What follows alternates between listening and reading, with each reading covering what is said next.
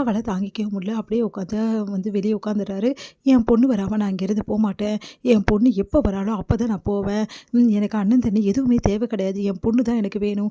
எனக்கு ஒரு நியாயத்த சொல்லுங்க அப்படின்னு சொல்லிட்டு ரோட்லயே உட்காந்துடுறாரு. இத பார்த்து எல்லாருமே அதிர்ச்சி அடையறாங்க. உடனே "ஏன் முத்தையா இப்படிலாம் பண்ற? சொன்னா கேளு முத்தையா. நாங்களும் தேடிட்டு தான் இருக்கோம். ஆனா கிடைக்கல. நாங்க என்ன பண்றது? பொண்ணு கிடைச்சிடுவா முத்தையா. ப்ளீஸ் முத்தையா. இப்படிலாம் பண்ணாதப்பா" அப்படி சொல்லிட்டு எவ்வளோ சொல்லி பார்க்குற சந்திரசேகர், முத்தையா கேட்க மாட்டேங்கிறாங்க. எல்லாருமே சொல்லி பார்க்குறாங்க. அப்போ ஜெயா வராங்க. என்ன நினச்சிட்டு இருக்க? நாடகம் போடுறியா? உன் இஷ்டத்துக்கு என்ன வேணாலும் பண்ணலாம்னு நினைக்கிறியா? நீ என்ன பண்ணாலும் சரி, ஏன் நீ இந்த உலகத்தை விட்டு போனாலும் சரி, இப்படி பட்னியாக கடந்து அதை பற்றி எனக்கு எந்த கவலையும் இல்லை அப்படின்றாங்க. அதை கேட்டு அங்கே இருக்க ஜனங்கள்லாம் ச்சே, இந்த பொம்பளைலாம் ஒரு பொம்பளையா இப்படி பேசுது? மனசாட்சி இருக்காமா உனக்கு?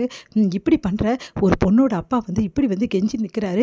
அப்போ கூட உனக்கு மனசாட்சியே இல்லாமல் கொஞ்சம் கூட யோசிக்காமல் இப்படி பேசுறியேம்மா, நீ எல்லாம் ஒரு பொம்பளை தானா அப்படின்னு சொல்லிட்டு எல்லாரும் கேட்குறாங்க. அதை பார்த்து செமையாக டென்ஷன் ஆகிறாங்க. ஜெயா, வாயை மூடுறீங்களா? உங்கள் இஷ்டத்துக்கு பேசுவீங்களா?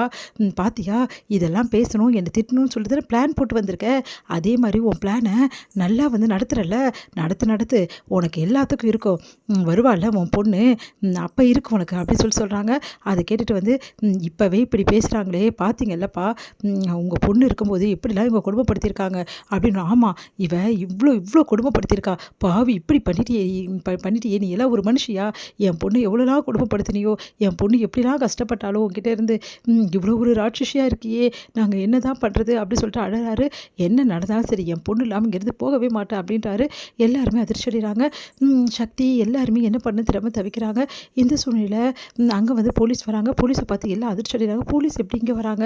யாருமே சொல்லலையே அப்படின்னோடனே, இங்கேருந்து யாரோ ஃபோன் பண்ணி சொல்லியிருக்காங்க. அதனால் போலீஸ் விசாரிக்கிறாங்க. என்ன ஆச்சுங்க அப்படின்னோடனே, என் பொண்ணுக்கு கொஞ்ச நாள் தான் ஆச்சு கல்யாணம் ஆகி, ஆனால் என் பொண்ணு காணோம். ஆனால் இவங்க என் பொண்ணு எங்கே போயிட்டான்னு தெரியாதுன்னு சொல்கிறாங்க அப்படின்னோடனே அதிர்ச்சி அடைகிறாங்க எல்லாரும். நீங்கள் கம்ப்ளைண்ட் கொடுங்க, நாங்கள் பார்த்துக்குறோம், யார் வேணாலும் அரெஸ்ட் பண்ணுறோம், இவங்க எல்லாரையும் கூண்டோடு பிடிச்சி உள்ளே போடுறோம் அப்படின்னு சொன்னோன்னே எல்லாம் அதிர்ச்சி அடைகிறாங்க. உடனே என்ன பண்ணுறதுன்னு தெரியாமல் ஜெயா எல்லாருமே அதிர்ச்சி அடைஞ்சு அப்படியே பார்த்துக்கிட்டே இருக்காங்க. எனக்கு என்ன பண்ணுவாங்களோ தெரியாது, எனக்கு என் பொண்ணு வேணும்யா அப்படின்னு சொல்லிட்டு அவங்களும் கேட்குறாங்க.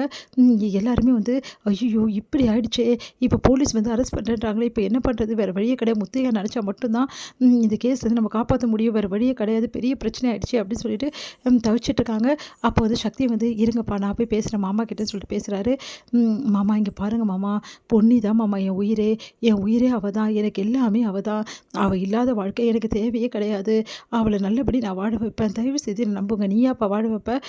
இவ்வளோ நாள் பொன்னி இங்கே இவ்வளோ சித்திரவதை அனுபவிச்சாலே, ஒரு நாள் அவளுக்கு நீ சப்போர்ட்டாக இருந்திருந்தீன்னா இப்போ இவள் முடிவெடுத்து போயிருப்பாளா? அப்போ விட்டுட்டு இப்போ நான் வாழ வைப்பேன்னு சொல்கிறியா அப்படின்னா, மாமா ப்ளீஸ் மாமா என்னை நம்புங்க மாமா அப்படின்னு சொல்லிட்டு காலில் விடுறாரு. ஏன்பா இப்படிலாம் பண்ணுற? வேறு வழி எனக்கு தெரியல மாமா. டே ஏன்டா அந்த ஆள் காலில் போய் விழுற? உனக்குலாம் தலையெழுத்தா அப்படின்னு சொல்லிட்டு கேட்குறாங்க. ஜெயா நீ கொஞ்சம் அமைதியாக இருக்க மாட்டியா அப்படின்னு சொல்லி சந்திரசேகர் சொல்கிறாரு. இங்கே முத்தையா என்னப்பா நீ இப்படிலாம் பண்ணுற? வேறு எனக்கு வழி தெரியல மாமா, ஆனால் சொல்கிறேன் மாமா, கண்டிப்பாக நான் பொண்ணியை கூட்டிகிட்டு வருவேன், எனக்கு கொஞ்சம் டைம் கொடுங்க, நான் வந்தால் பொண்ணியோடு தான் வருவேன், என்னை நம்புங்க மாமா, பொண்ணியை உங்கள் கையில் ஒப்படைக்க வேண்டியது என்னோட பொறுப்பு, தயவு செய்து இப்போ பிரச்சனை பண்ணாதீங்க மாமா, எதுவாக இருந்தாலும் பொண்ணு வந்தாலும் பார்த்துக்கலாம், எனக்கு கொஞ்சம் டைம் கொடுங்க மாமா, ரொம்ப கூட நான் டைம் கேட்கல உங்ககிட்ட, நான் பொண்ணியை கூட்டிகிட்டு வரேன்னா அப்புறம் நீங்கள் என்ன வேணாலும் பண்ணுங்க மாமா, என்ன கூட அரெஸ்ட் பண்ண சொல்லுங்கள், எங்கள் வீட்டில் என்ன வேணாலும் பண்ணிக்கோங்க மாமா அப்படின்னோடனே அப்படியே முத்தையை பார்க்குறாரு. நீ பொண்ணியை கூட்டிகிட்டு வருவியா? கண்டிப்பாக நான் கூட்டிகிட்டு வருவேன் மாமா, ப்ளீஸ் மாமா நம்புங்க மாமான்னொன்னே, சரிங்க ஐயா, இவங்களுக்கு நான் ஒரே ஒரு சான்ஸ் கொடுக்குறேன், பொண்ணியை கூட்டிகிட்டு வரேன்றாங்க, பொண்ணியை கூட்டின்னு வரலன்னா எனக்கு நான் கம்ப்ளைண்ட் கொடுக்குறேன்னு சொல்லிட்டு அமுச்சு வைக்கிறாரு. நிம்மதியடைய சந்திரசேகர்.